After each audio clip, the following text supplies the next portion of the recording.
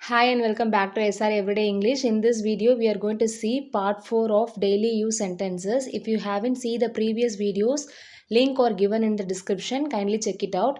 If you are ready, let's begin. என் பாட்டி சாப்பிடும் மாத்திரைகள் சக்தி வாய்ந்தவை. The tablets which my grandma take are powerful. அவள் வைத்திருந்த phone எனக்கு வேண்டும். I want the phone that she had. என் பிறந்த நாளுக்கு நீ வாங்கின பரிசை எனக்கு கொடு. Give me the gift which you bought for my birthday. நம் மேம் கொடுத்த வீட்டு பாடத்தை முடித்து விட்டாயா? Have you finished the homework which our ma'am gave? அவள் அழைத்த பார்ட்டிக்கு நீ போறியா? Are you going to the party to which she invited? நீ பார்த்ததை எல்லாத்தையும் சொல்லு. Tell me everything that you saw. நான் விரும்பும் சாக்லேட்டை கொடு. Give me the chocolate which I want. நீ சொன்ன அறிவுரைகளை அவர்கள் கேட்கவில்லை. They didn't listen the instructions which you said. நான் படித்த பள்ளி மதுரையில் உள்ளது. The school which I studied is in Madurai. நான் சமைத்த உணவு சுவையாக இருக்கும். The food which I cooked tastes good. நீ ராஜாவிடம் வாங்கிய செகண்ட் ஹேண்ட் கார் நல்ல நிலையில் இல்லை.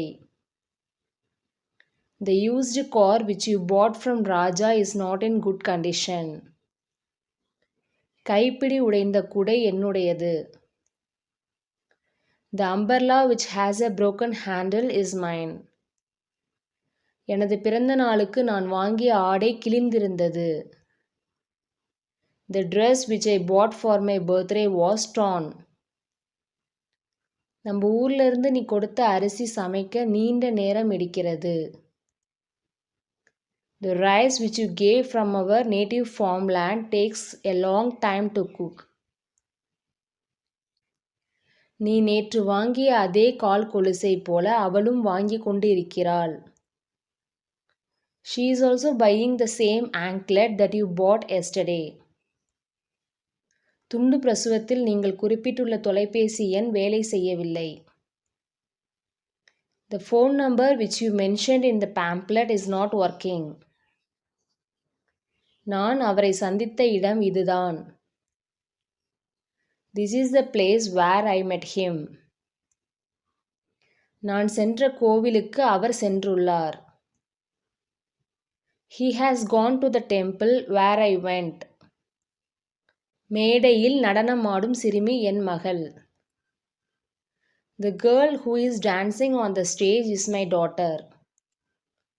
மைதானத்தில் விளையாடிக் கொண்டிருந்த குழந்தைகளை அவர்கள் திட்டியுள்ளனர். They scolded the children who were playing in the ground. அவன் கொன்ற நபர் ஒரு மருத்துவர். The person whom he killed was a doctor. நான் நேரில் பார்த்த ஒரே நடிகர் Surya. Surya is the only actor I have seen in person. நேற்று உன்னை சந்தித்த வங்கி ஊழியர் என்னை சந்திக்க இங்கு வந்துள்ளார். The bank employee who met you yesterday has come here to meet me. Hit the like button if you like this video and do subscribe for more videos. Thanks for watching the video till the end. Thank you.